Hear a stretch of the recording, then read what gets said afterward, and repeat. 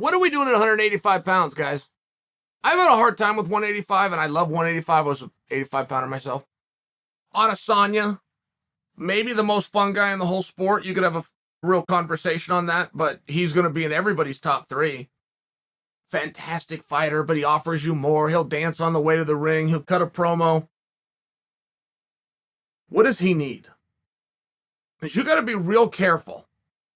Adesanya has been very, very careful within his own career. No fighter calls his own shots more than Izzy. No fighter decides who I'm fighting next more than Adesanya. Now, you got the Cannonier business. Cannonier business is tough. It's real tough. We know for sure Whitaker is the next best thing in the division. But Whitaker is put in a similar spot as Colby. We acknowledge you're number 1. We're going to rank you number 1. But you've already had the opportunity. So you're going to be a number 1 contender who doesn't get a fight for what every other number 1 contender does, which is the belt. And nobody did anything wrong. You give a guy a shot. As a matter of fact, you give a guy 2 shots. Same thing in each situation. Nothing's wrong here, but it's a unique spot. So, okay, we can't get the best guy. So we're going to go with the next best guy who just lost to the best guy. And that's where Cannonier comes in. And again, nobody's done anything wrong. Cannonier should get that opportunity. Is going to get the opportunity from what we're told. And Adesanya wants to give him. Now, Adesanya wants Cannonier for reasons unlike anything else Adesanya's done. Which is, everybody that Adesanya's wanted to beat up has spoke about Adesanya unpleasantly. Said they could beat him. Adesanya's a true champion. Say you can beat me. Nobody else said those words, and it's you and me, right? I get that, and so do you guys. We love that about him. But Cannonier did the opposite. Cannonier and Izzy got sat randomly side by side in an event, and Cannonier was nice to him. Izzy figured, oh, this guy's going to start in on me at some point. I'm going to have a long night. Cannonier turns to him, shakes his hand, says, man, you're a great fighter. 4 hours later, they're friends. And Izzy even told the media, he said, if I ever have an opportunity that I get to give to somebody, I'm giving it to that guy because I like him. Okay, now that's a cool story. It's the opposite of a fight promotion, but there's something there. There's something if harvested just correctly. The reason I'm throwing wet water on this is it's not going to be harvested correctly. We can use history as the greatest trajectory to the future. We can see that Adesanya is going to be willing to grab a blowhorn and yell from the rooftops what is going on. We also know that Cannonier is not. Cannonier became a number 1 contender in a fight that he did not win a round of. It's tough. I thought that Sean Strickland should have beat that in everybody's head. I thought that Sean Strickland should have looked around and been able to say, Jared, you become a number 1 contender against Brunson where 1 round was completed and you lost it on all 3 of the scorecards. You're not the guy. I am. I don't know if that argument would have worked. I don't know. That's between those guys, and it was a game that Sean decided he didn't want to play. Now, I am not looking to put down Jared Cannonier. I had the same experience with Jared that Izzy did. I really like the guy.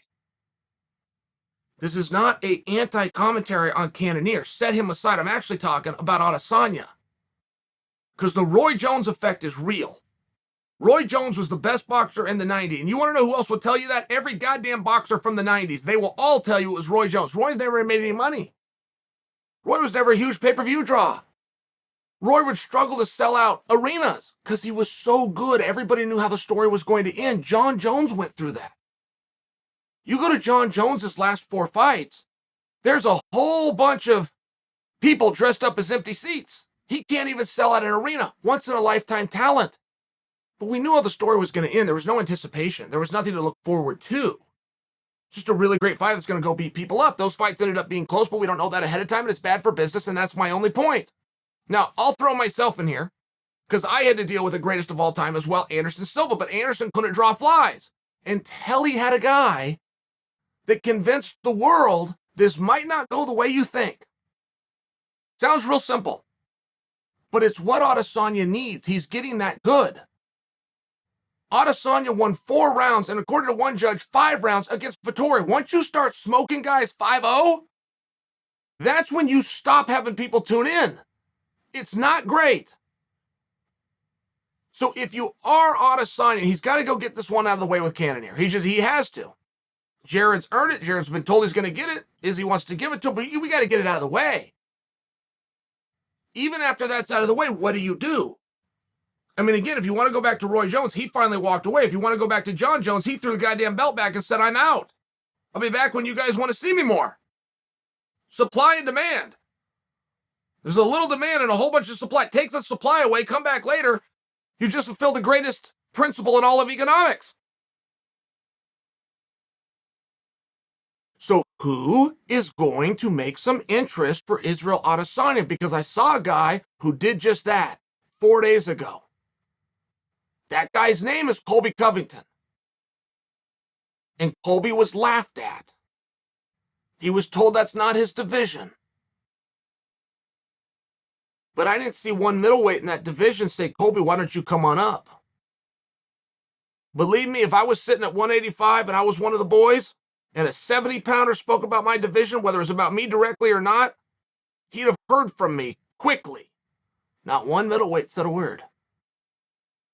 Not one middleweight told that little 170-pounder that he didn't belong, that he couldn't do it, that he wasn't big enough, that he hadn't earned it.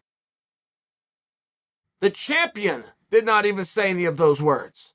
Now, the champion gets a pass because his plate is full, and he did weigh on a 70-pounder earlier in the same week named Chimaev, where he was very complimentary. I'm talking about Adesanya. He was very complimentary. He said, but I'll worry about him when I have to worry about him. He's not in my division right now. Do you know how many problems Colby Covington solves for Israel Adesanya, at least in the short term?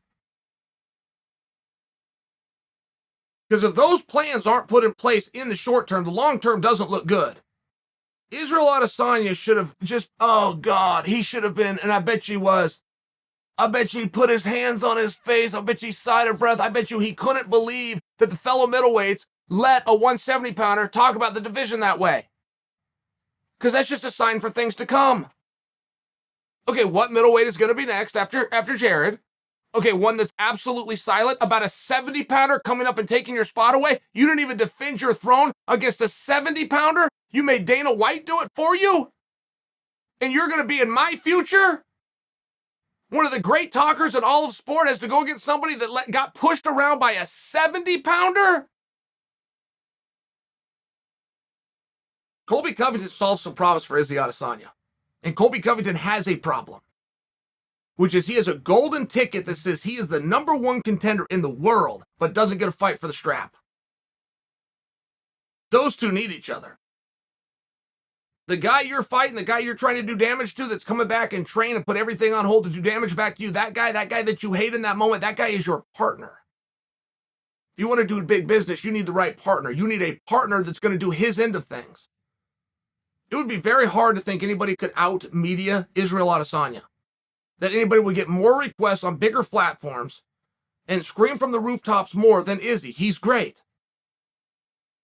Unless that opponent's Colby Covington.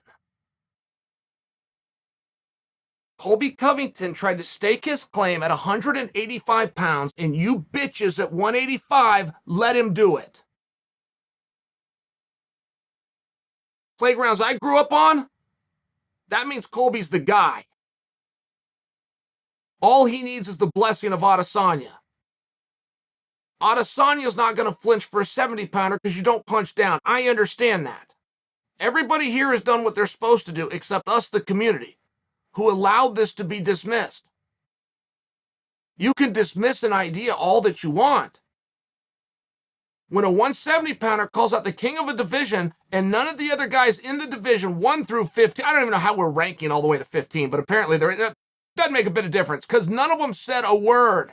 None of them wanted that heat. None of them wanted Colby, and they knew if Colby came up, they'd be in trouble. They didn't want to be the one to speak up and tell him to sit down.